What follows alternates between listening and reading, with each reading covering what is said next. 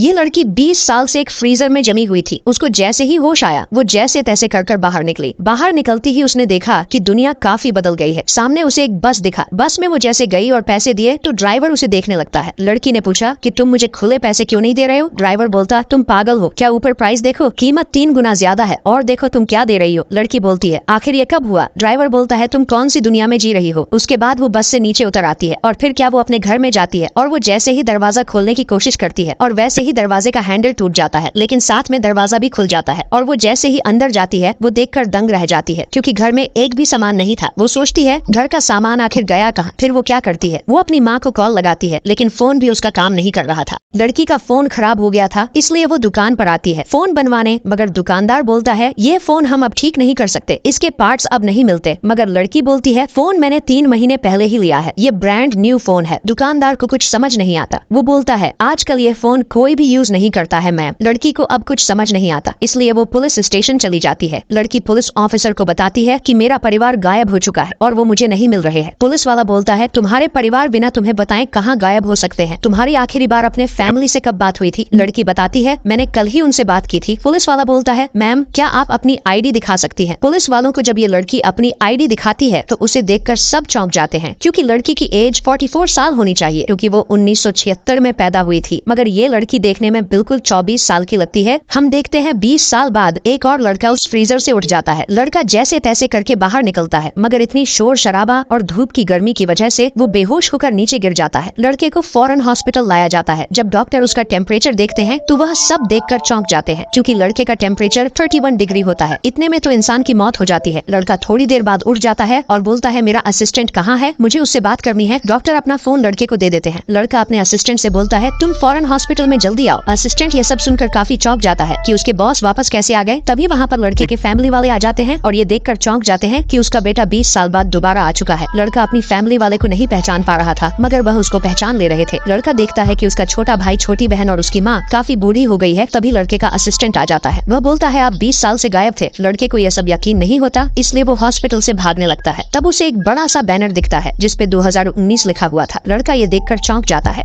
अब पुलिस वाले लड़की की आईडी से उसके घर पर कॉल लगाते हैं मगर उसके घर से कोई कॉल का जवाब नहीं देता क्योंकि नंबर 20 साल पुराना था। मगर लड़की वॉइस मैसेज छोड़ देती है। लड़की को कोई मदद नहीं मिलती इसलिए वो पुलिस स्टेशन से चली जाती है और वो अपने पुराने कॉलेज में जाती है। तभी उसकी नजर वहाँ पर टंगे एक बैनर पर जाती है जिस पर 2019 लिखा होता है। लड़की जैसे ये देखती उसको अपनी आंखों पर यकीन ही नहीं होता कि कल ही तो 1999 भी चल रहा था, आज 2019 कैसे हो गया। जब वो अपने चारों तरफ देखती है तो लोग अपने हाथों में अजीबोगरीब गैजेट्स लेकर यहाँ वहाँ चल रहे थे। लड़की सोचती है, क्या मैं समय में आगे आ चुकी हूँ? आखिरकार लड़की का मैसेज उसकी माँ तक पहुँची जाता है। जब उसकी माँ उसकी आवाज सुनती है तो काफी चौंक जाती है और वो रोने लगती है कि उसकी बेटी वापस आ गई। फिर सारे परिवार वाले पुलिस स्टेशन चले जाते हैं मगर पुलिस वाला बताता है कि आपकी बेटी तो पहले ही यहाँ से जा चुकी है।